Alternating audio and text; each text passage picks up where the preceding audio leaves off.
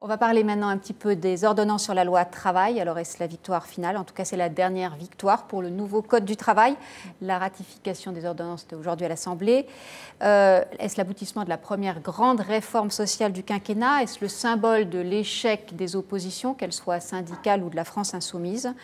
Un échec, c'est évidemment pas l'avis ni de Jean-Claude Mailly, le secrétaire général de Force ouvrière, ni d'Alexis Corbière, député de la France insoumise, qui étaient tous les deux les invités de RTL et Europe 1 ce matin. On les écoutait, on en parle.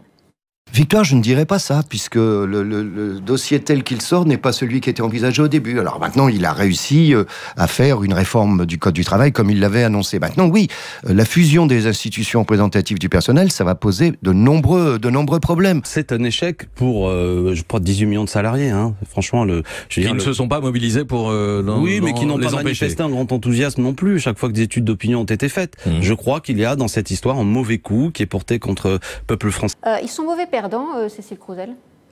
Oui, on va dire oui. Oui, c'est quand même une victoire d'Emmanuel Macron. Il a passé sa réforme, qui avait suscité énormément de remous sous François Hollande. Une version plus allégée avait suscité énormément de remous sous François Hollande. Là, il l'a passé sans trop de remous. C'est incontestablement une réussite. Et là, pour lui aussi, c'est vrai que François Hollande a préparé le terrain, d'accoutumer à ces idées-là. Et puis, surtout, en fait, toutes les manifestations de 2016 ont usé les centrales syndicales, les militants, etc.